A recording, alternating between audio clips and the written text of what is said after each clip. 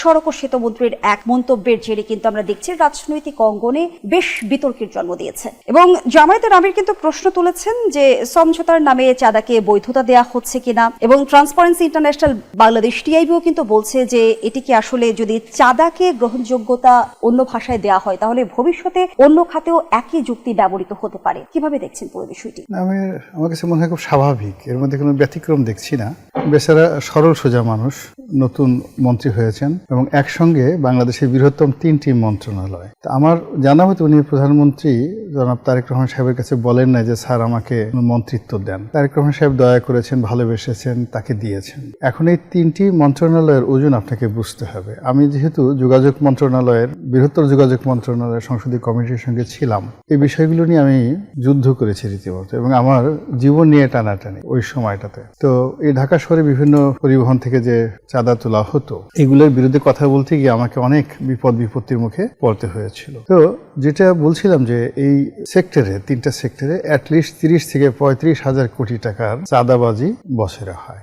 এখন রেল আছে, ওনার নৌ পরিবহনের মন্ত্রণালয়ের বিশাল, আপনি নৌ পরিবহন মন্ত্রণালয়ের সদরঘাট থেকে শুরু করে চট্টগ্রাম বন্দর থেকে শুরু করে আরো অনেক কিছু। এখানে যে কি পরিমাণ চাঁদাবাজি আছে আর এর সঙ্গে যে কত বড় সিন্ডিকেট রয়েছে, যেটা রবিউল সাহেবের মতো 1000 রবিউল সাহেব একত্র হয়েও কিন্তু কিছু করতে পারবেন না। তো তাকে এই মন্ত্রণালয়ে বসতে গিয়ে অনেকের সাথে সমঝোতা করতে হচ্ছে, অনেক কিছুকে বুঝতে গিয়ে তিনি হয়তো এই কথাটা যেভাবে বলা উচিত সেভাবে আসলে বলতে পারেননি। ওনার কাছে ওনার জায়গায় উনি কিভাবে বলতে চেয়েছিলেন আমি এটা বলতে পারবো না। আমার কাছে মনে হলো যে ওনার যদি অভিজ্ঞতা লব্ধ থাকতেন উনি প্রশ্নটা এড়িয়ে যেতে পারতেন অথবা প্রশ্নটাকে ভিন্নভাবে উত্তর দিতে পারতেন। কিন্তু মূল ব্যাপারটা হলো কি জানেন, মানে তিনি একে তো নতুন সংসদ সদস্য হয়েছেন, তার ওই আসনে তাকে খুব ফাইট করে নমিনেশনটা পেতে হয়েছে। ওখানে ব্যারিস্টার নাসিরউদ্দিন ওসিম সাহেবের মতো তারেক রহমান সাহেবের খুব ঘনিষ্ঠ, পারিবারিকভাবে খুব ঘনিষ্ঠ একজন লোক ছিলেন, তাকে বাদ দিয়ে তিনি মনোনয়ন পেলেন। মনোনয়ন পাওয়ার পরে পুরো সময়টা তিনি টেনশনে ছিলেন যে এখানে ম্যাটিকুলাস ডিজাইনে জামাতের প্রার্থী হয়ে যায় কিনা, এগুলো নানা রকম প্রচারণা ছিল। ফলে প্রতিদিনই তাকে একটা হাইপার টেনশনে কাটাতে হয়েছে। আবার সেই হাইপার টেনশনের পর 3টি মন্ত্রণালয় একসঙ্গে পাওয়ার পরে তিনি এখন বুঝে উঠতে পারছেন না হোয়াট শুড ডু, মানে কি বলা উচিত। আর এই সময়ের মধ্যে আরো ঝামেলা হয়ে গেছে।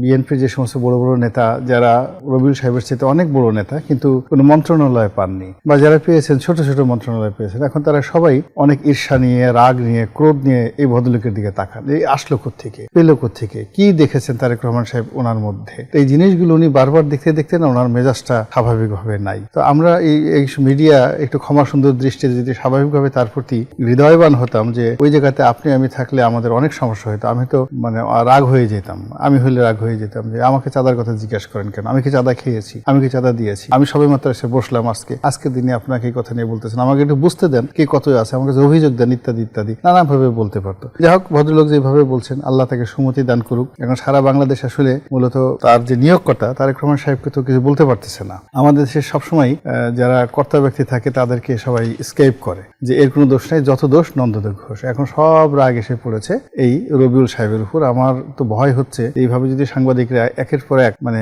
যাকে বলা হয় তার বিরুদ্ধে বিষোদ্গার করতে থাকেন, ভদ্রলোকের চাকরি নিয়ে টানাটানি লেগে যাবে, অথবা তিনি মেজাজ হারিয়ে ফেলবেন, মানে অথবা তার অনেক কিছু হতে পারে, এমনকি হার্ট অ্যাটাকও হতে পারে। এটা একটা যন্ত্রণার মধ্যে।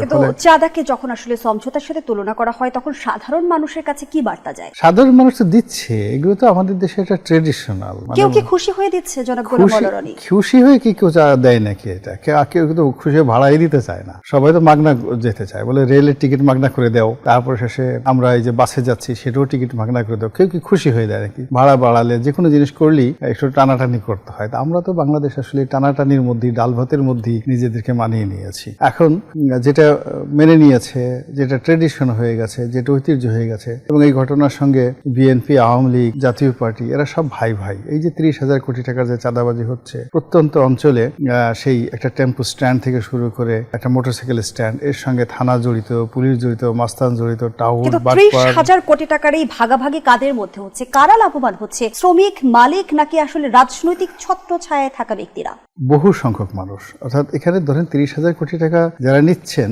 অন্ততপক্ষে এর সঙ্গে তো 5-6 লাখ লোক জড়িত আছে, এর মধ্যে দেখবেন কোনো ভিক্ষুকও জড়িত আছে হয়তো।